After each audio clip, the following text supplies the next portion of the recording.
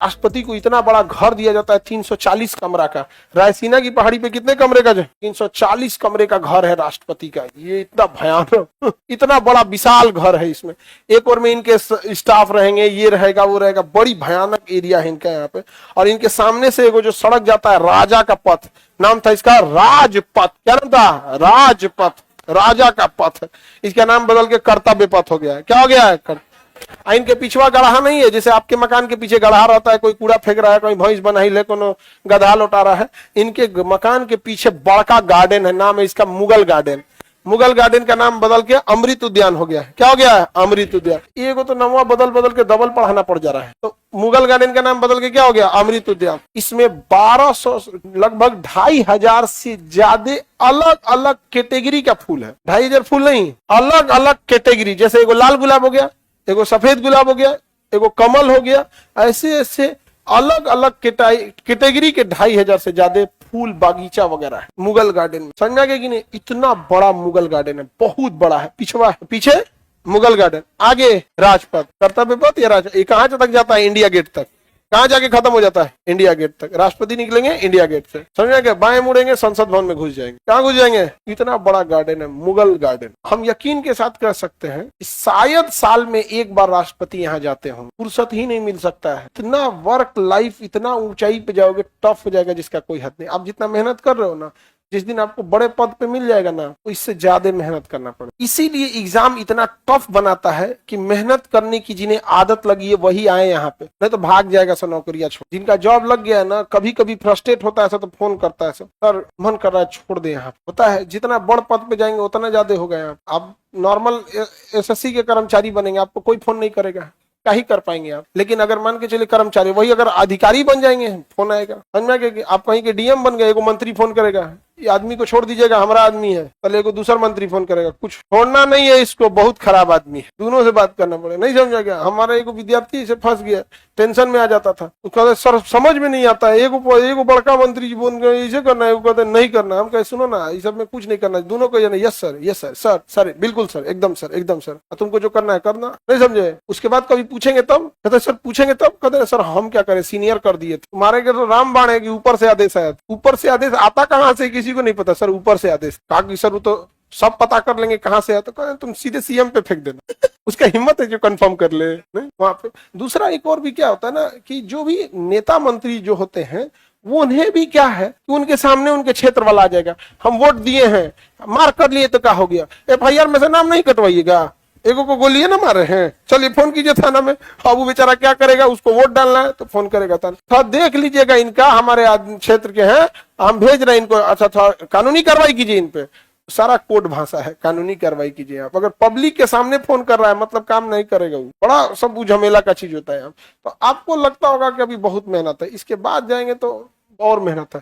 Sir Mughal garden में कोई और जा सकता है। जब राष्ट्रपति थे प्रणब मुखर्जी, तो उन्होंने पब्लिक के लिए अलाउ कर दिया था, फिक्स डेट बता दिया था कि इस महीने में पब्लिक जा सकती है।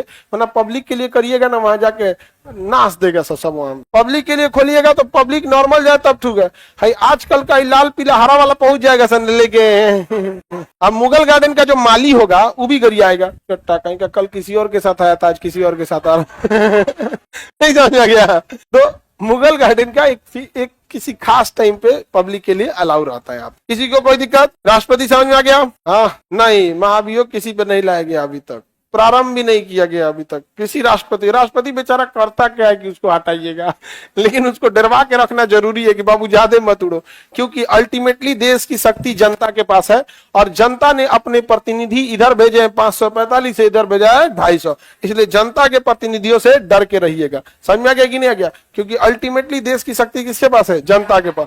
और लोकसभा और राज्यसभा क्या है? जनता के प्रतिनिधि है। समझ में आ गया कि नहीं? जैसे आप लोग का प्रतिनिधि हम है ना, जैसे सरकार कोई नियम निकाल देती है कि यूपीएससी अब 21 साल के बाद कोई नहीं भर सकता, भी एक के चांस दिया जाएगा, बवाल होगा कि नहीं होगा? जैसे बीपीएससी में कर दे या किसी जॉब में कर दे कि जो 99% पाया है वही फॉर्म भर सकता है, जो मैट्रिक में 99% पाया है वही फॉर्म भर सकता है, बवाल होगा कि नहीं होगा? लेकिन हम आपके क्या बनेंगे? प्रतिनिधि। अब जब हम जाएंगे वहां बात करने, तो आपको हमारे पे विश्वास है कि नहीं? तो जब प्रतिनिधि चुनिएगा तो भरोसेमंद प्रतिनिधि चुनिएगा, नहीं तो वहां जाने के बाद कई बार प्रलोभन दिया जाता है, अरे छोड़िए ना, ये आप अपना बात कीजिए ना, कितना में मना दीजिएगा। सपोज कीजिए हम ही वहां बिक जाए तो हम आके कहेंगे देखो बच्चों ये बहुत जल्दी चेंज होने वाला है, अभी घबराने की जरूरत नहीं है, 6 महीने में बदल जाएगा, धीरे धीरे धीरे धीरे शांत करके अंदर खत्म कराते। नहीं समझ में आ गया यहाँ पे? तो हम लोग अपना प्रतिनिधि कैसे चुनते हैं?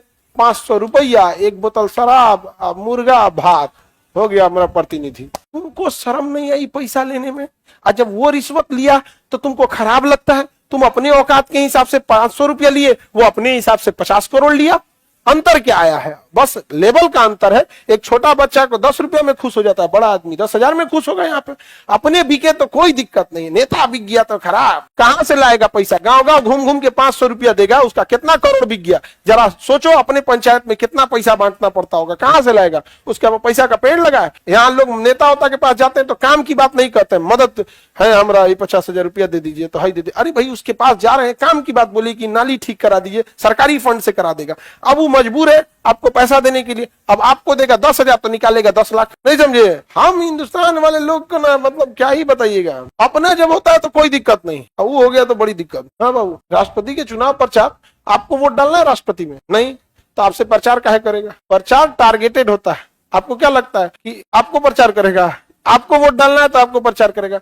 दूसरे पंचायत का प्रचार आपके गांव में घूमे है ठेला, पूरा पता है क्या जरूरत है तेल जरीला बिना, अपने पंचायत में घुमाओ। तो जिनको प्रचार करना है उनसे होते हैं राष्ट्रपति। जैसे बिहार में विधायक लोग को देना है तो प्रचार में आएंगे विधायक में, तो सारे विधायक लोग को पटना में बुलाएंगे, राष्ट्रपति हमको वोट दीजिएगा, चलिए पार्टी करते हैं हम लोग। तो राष्ट्रपति बैठे रहेंगे, सारा विधायक फोटो लेगा। आपको क्या लगता है मंत्री आपके साथ सेल्फी लेगा? आओ आओ मेरा कालू भाई आओ, तुम्हारे साथ फोटो लेगा? मंत्री किसके साथ फोटो लेंगे? राष्ट्रपति के साथ। समझ में गया? तो जिनको वोट डालना है वहीं प्रचार होता है। समझ में कि नहीं है? बढ़िए। एक कोई कंपनी थी, मतलब पता नहीं कौन सी, जेगुआर की कौन कंपनी, 4 करोड़ की गाड़ी बेचती थी, 4 करोड़ की कार, 4 की 5 करोड़ की कार। तो उससे पूछा गया ना कंपनी से कि सर आपके हम 5 करोड़ का कार बेचते हैं, इसका प्रचार आप टीवी पे तो नहीं देखते हैं? तो कहें कि जिसकी औकात होती है 5 करोड़ की कार खरीदने की ना, उसके पास फुर्सत नहीं है कि टीवी देखे।